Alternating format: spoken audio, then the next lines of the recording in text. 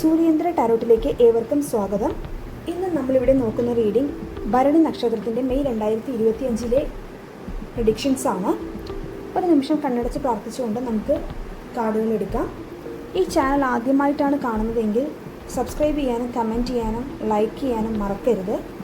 ഇതൊരു general reading ആണ്. ഇത് എല്ലാവർക്കും റിസണേറ്റ് ആയിക്കൊള്ളണമെന്നില്ല. നമുക്ക് ഇന്നത്തെ റീഡിങ്സ് എന്തൊക്കെയാണ്, കാർഡുകൾ എന്തൊക്കെയാണെന്ന് നോക്കാം. ആദ്യം വന്നിരിക്കുന്നത് justice, the hermit, 3 of swords, magician, death card. Divine മെസ്സേജായിട്ട് വന്നിരിക്കുന്നത് ഡെത്ത് കാർഡാണ്.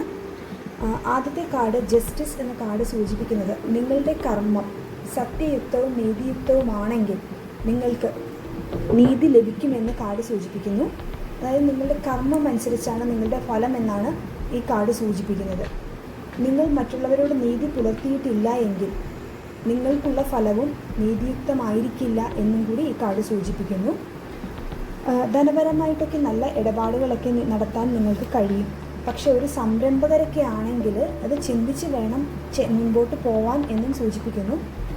ദ ഹെർമിറ്റ് എന്ന കാർഡ് സൂചിപ്പിക്കുന്നത് നിങ്ങൾക്ക് ലൈഫിൽ ഒരു ഒറ്റപ്പെടലൊക്കെ ഫീൽ ചെയ്യും.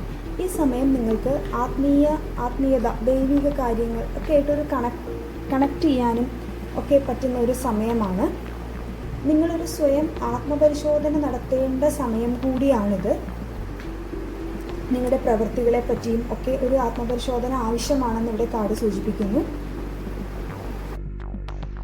ഇനി റിലേഷൻഷിപ്പ്, ബന്ധങ്ങളുടെ കാര്യത്തെ പറ്റി ചിന്തിക്കുകയാണെങ്കിൽ നിങ്ങൾക്ക് നിങ്ങളുടെ ഒരു വിട്ടുവീഴ്ച മനോഭാവം നിങ്ങളിൽ ഉണ്ടാവണം എന്ന് പറയുന്നു. അപ്പോൾ അതൊരു ലവ് റിലേഷൻഷിപ്പിലായാലും ഒരു ഫാമിലി റിലേഷൻഷിപ്പിലൊക്കെ ആയാലും നിങ്ങളുടെ ഒരു ആറ്റിറ്റ്യൂഡ് അല്ലെങ്കിൽ നിങ്ങളുടെ ഒരു മനോഭാവം, മറ്റുള്ളവരോടുള്ള മനോഭാവം ഒക്കെ നിങ്ങൾ ആലോചിച്ചിട്ട് വേണം നിങ്ങളുടെ ഭാഗത്ത് പ്രവർത്തിക്കാനും ഒക്കെ. കാരണം ഒരു വേർപിരിയൽ അല്ലെങ്കിൽ ഒരു ദുസ്സഹമായ ദുഃഖം, ഒരു ബ്രേക്കപ്പ്, ഒരു ലവ് റിലേഷൻഷിപ്പൊക്കെ ആണെങ്കിൽ ഒരു ബ്രേക്കപ്പ്, അതിനൊക്കെ ഉള്ളൊരു സാധ്യത ഇവിടെ ഉണ്ട്.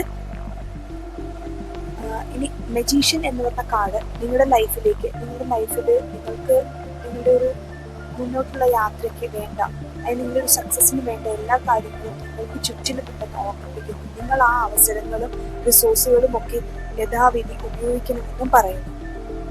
ഇവിടെ പ്രപഞ്ചശക്തിയുടെ ഡിവൈൻ മെസ്സേജ് ആയിട്ട് വന്നിരിക്കുന്നത് ഡെത്ത് എന്ന് പറഞ്ഞ കാർഡാണ്. ഈ ഡെത്ത് എന്ന കാർഡ് കൊണ്ട് അർത്ഥമാക്കുന്നത് നിങ്ങളുടെ ഒരു ജീവിതത്തിലെ ഒരു ഘട്ടത്തിൻ്റെ അവസാനം, അല്ലെങ്കിൽ നിങ്ങൾക്ക് ഒരു വലിയ ട്രാൻസ്ഫോർമേഷൻ, ഒരു വലിയ ചേഞ്ചിന് തയ്യാറായിരിക്കണം എന്നാണ്.